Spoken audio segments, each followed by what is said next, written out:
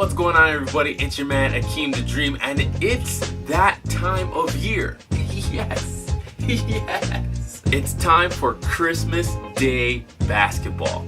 So our team here at ATB News want to, take a couple moments here to break down the matchups that we have going on for this Sunday, and to see what you guys should definitely be looking out for, what games you should make sure you should be watching. But let's be honest, if ball is life, you're watching all of these games. And also a few honorable mentions for some teams that may have been left off the list. I don't know why, but we'll get into that in a little bit. For game one, we have the Boston Celtics taking on the New York Knickerbockers in our first matchup of the day. We've got Isaiah Thomas leading the way for his Boston Celtics, who seem to be trying to find their groove once again. Maybe we're trying to figure out maybe if that was just injuries at the start of the season, that they kind of had got off to a rocky start thus far, but definitely still a playoff team. And we also have the new look New York Knicks, obviously still following our guy Carmelo Anthony with a new supporting cast. And he also has his budding superstar in Kristaps Porzingis, who has shown to be living up to the hype thus far. A 7-footer who can shoot the three, who can play down low, and can be efficient on a regular basis. It's still kind of like a tug of war. We kind of know or have been figuring out that the New York Knicks in the future will be Kristaps Porzingis' team. But as for right now, we're still going to allow Carmelo to be that front runner and the leader of the team for this season. However, a storyline that will probably follow this game and probably follow Carmelo throughout the rest of this season is some of the comments that former Denver Nuggets coach George Karl made in terms of regarding Melo's ability to lead a team, lead a possible championship team, or even if he is capable or possibly incapable of doing that. That's going to be a storyline that we will be following throughout the rest of the season, especially if the New York Knicks do not secure a postseason spot come May. Game number 2 is going to be the game of the Christmas Day. We have the former champions in the Golden State Warriors taking on the king himself, Mr. LeBron James, and the current NBA champion Cleveland Cavaliers. This is going to be an exciting game to watch because not only do you have Mr. LBJ and Uncle Drew and that crew there, you also have the new look Golden State Warriors with that addition of you-know-who, Mr. Kevin Durant. So this is going to be their first head-to-head matchup for the year. In terms of it being a litmus test, we can use it to an extent because they are missing one of their prime sharpshooters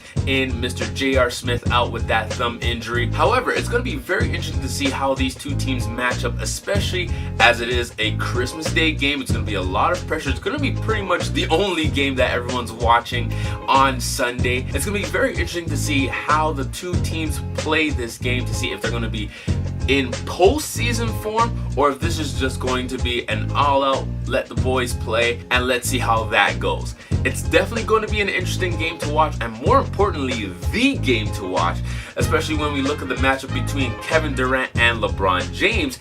History has shown that Kevin Durant has not been successful very much against the LeBron-led teams, whether they were the Miami Heat in past or the Cleveland Cavaliers. So that's going to be a very key matchup to see how they play each other, how they scheme in terms of how the coverage are going to work, especially because both teams are offensive arsenals. Probably going to be a very high-scoring game, or we might be able to see how exposed the Golden State Warriors will be down low in the paint, especially not having a down low presence. They just don't have it.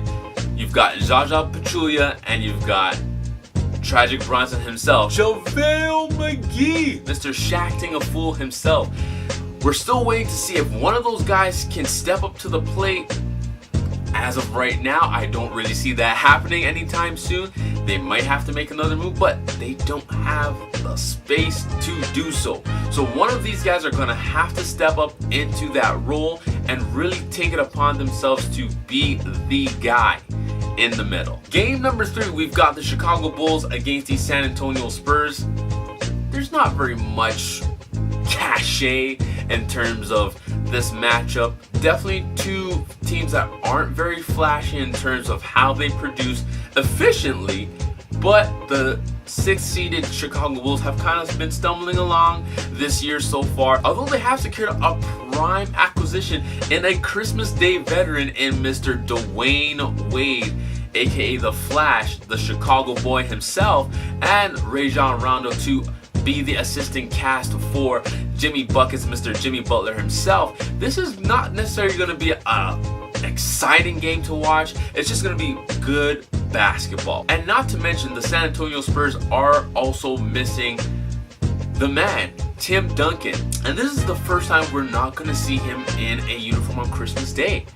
It's definitely going to be weird, but definitely the key matchup for this game obviously is going to be the young superstar in Kawhi Leonard going up against Mr. Jimmy Buckets himself, and we're going to see how those two guys kind of just compete. This is just going to be a game that teams are going to compete. It's not going to be crazy flashy, but definitely going to be a good game to watch. Game number 4 kind of surprised me a little bit. We have the 13th seeded Minnesota Timberwolves taking on Mr. Triple Double himself in the Oklahoma City Thunder and our guy Russell Westbrook. He's crazy. His production this year has been off the charts, definitely leading that race for the MVP. However, I'm not entirely sure how the Timberwolves got a Christmas Day game. I know they've definitely got a lot of young pieces there, and obviously they've got 3 young superstars in the making. We've got Andrew Wiggins, shout out to Canada. We've got the Big Cat and Karl Anthony Towns that has shown that he is versatile. Not only is a big body who can establish position in the post, he's shown that he has the range to bring it beyond the arc.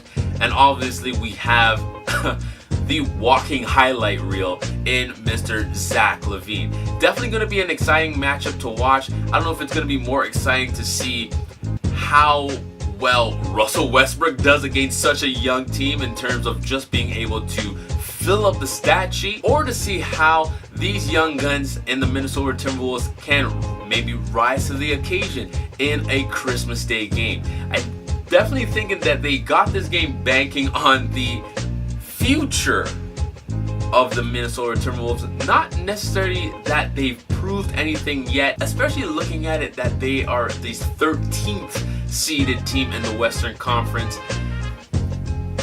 Your bet is as good as mine as to how they got this Christmas Day game, but it's definitely still going to be an exciting game to watch. And like the Jordan commercial, we might see Mr. Westbrook himself do exactly what he wants. Now I do what I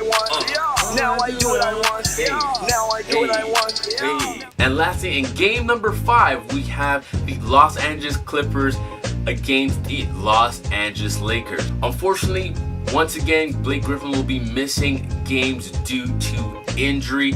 And the question is probably starting to get time to ask, have we seen the best of Blake Griffin? Has he plateaued? Is this as good as he will ever be? Or is there another gear that he will be able to find and make the Los Angeles Clippers a legitimate contender? And on the Lakers side, behind the coaching of Luke Walton, we have young talent, awesome young talent in Brandon Ingram, who's been pegged as the next KD. It's time to start seeing how good he actually can be. Is he going to be a ceiling guy, or is the sky the limit, to be cliche? They also have D'Angelo Russell, who has really stepped into his role as a floor leader, a general, understanding how to lead his team and get his teammates into the correct positions. And obviously we also have the double-double man in Julius Randle. Big body, can run the floor, can handle the ball as well, and is always a handful for anyone who's covering him throughout the night. This is definitely going to be a good matchup to round off a day of basketball, especially on the West Coast, with a home and home in LA. Doesn't get better than that. With that said, I'd like to make a couple honorable mentions in terms of teams that maybe should have been on this Christmas Day list, but didn't make the cut. 2 teams in particular really stick out to me in terms of folks that unfortunately missed the cut, even though they have produced a winning culture thus far. We've got the 4th seeded Houston Rockets led by Mr. James Harden himself in his new position as a point guard, with his new supporting cast with Ryan Anderson, who is shown to be a 3-point threat and has always been, but more consistently now, and a very efficient Eric Gordon, who is shown to be an effective part in this new D'Antoni offense, which has shown them that they can shoot the lights out with anybody. And then also on the Eastern Conference side, this might be a little bit biased, but we're missing out on the second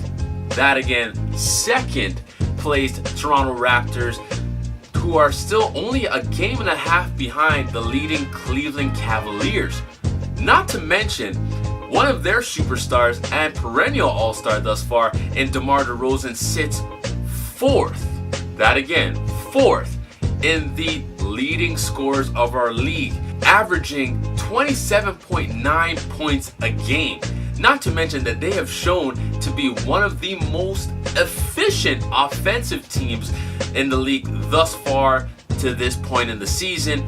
I'm not entirely sure why both of these teams are off this Christmas Day docket. Who knows? The schedule makers, in my opinion, missed out here. They probably could have fit one of those teams in either that Chicago and San Antonio Spurs slot, or probably even switch that matchup with the Oklahoma City Thunder and probably taken out the Minnesota Timberwolves and probably inserted one of those teams who have shown to be deserving of that spot thus far. In my opinion, a Christmas Day game should be awarded to the most exciting teams, the teams that folks want to watch, or games that will be exciting to watch. That's only my opinion. But that's a wrap for our Christmas Day schedule. Definitely comment below and let us know what games you're going to be watching out for and what players you are going to be expecting to absolutely go insane or just have a very productive day or evening for our Christmas Day schedule. My name's Akim the Dream, and don't forget, from our ATB News team to your family and friends, we want to wish you a very, very happy holidays, and don't forget, ball is life. Enjoy.